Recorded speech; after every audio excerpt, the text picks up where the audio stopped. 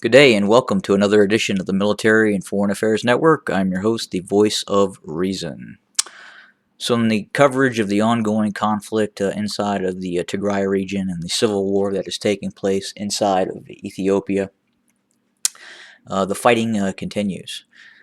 There is a series of operations underway by the Tigrayan Defense Forces, really focused on the east and the southeastern areas. So we would call these the eastern and southern frontal areas of operation.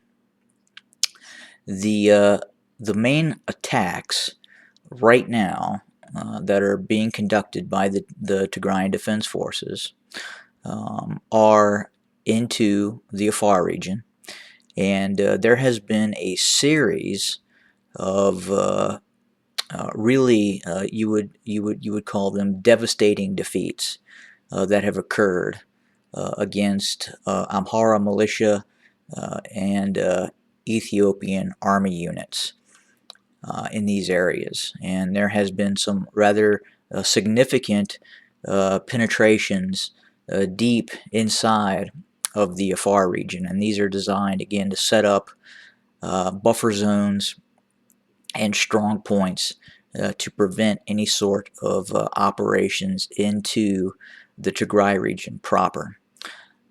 These operations have been tremendously successful, and we're probably seeing the rhetoric that we're seeing out of the Abiy Ahmed administration because of these recent offensive actions by the Tigrayan Defense Forces, and we have seen documented proof that large vehicle columns have been intercepted and destroyed, as have heavy weapons, including D-30, Delta 30, 122 millimeter howitzers, and more significantly, they have captured a fairly significant amount of 122 millimeter ammunition.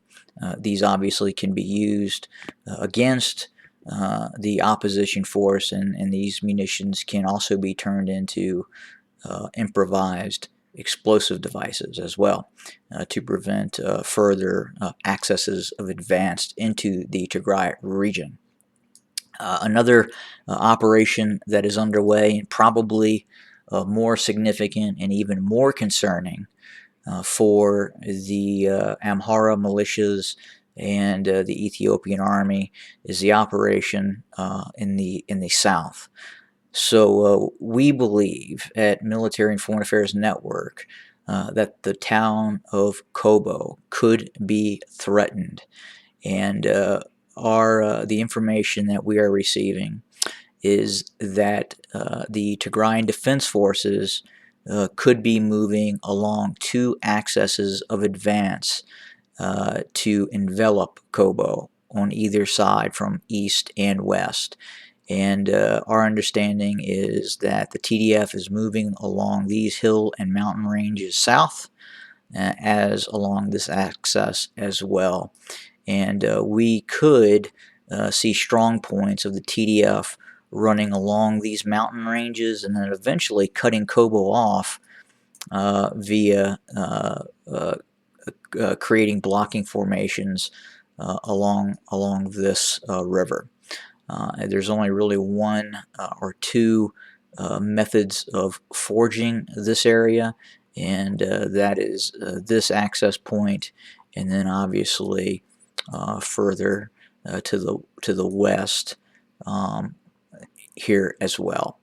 But if Kobo is encircled, it could very well fall, and that would give the TDF a fairly significant chunk of very defendable land inside of what you would define as Ethiopia proper. Now, what is the reason behind that sort of operation? Well, I would say that the the disposition of forces for the TDF is much stronger in the south, in the east, around its power base of McKelly, and then north and then south than it is in the west. And it would appear that an offensive operation in the west would be more difficult for the TDF. It is very flat land, and there has been a lot of forces of both the Eritrean army, the Ethiopian army, and obviously Amhara militias that have reinforced this area. So if the TDF is able to penetrate deep into the Afar region, they're able to penetrate and threaten or possibly even seize Kobo. That could create a situation where those forces in the west would have to withdraw and focus more on this area of operation, or in fact they would simply capitulate, and there would be a trade-off.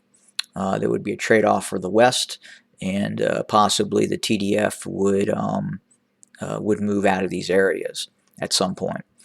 But the battlefield success right now and the speed of some of these units that are moving inside of Afar, and they are moving south of Alamata towards Kobo is incredibly significant, and is probably causing some of this rhetoric and mobilization that we're seeing right now within the Ethiopian army, and more specifically these regional areas that Abiy Ahmed is requesting forces from. And that is probably why we are seeing that. Will it work? Will they be able to marshal enough forces to counter what is occurring?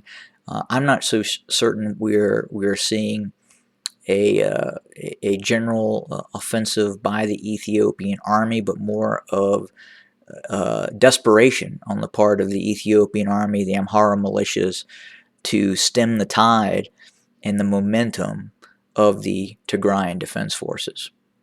Have a great day, everybody.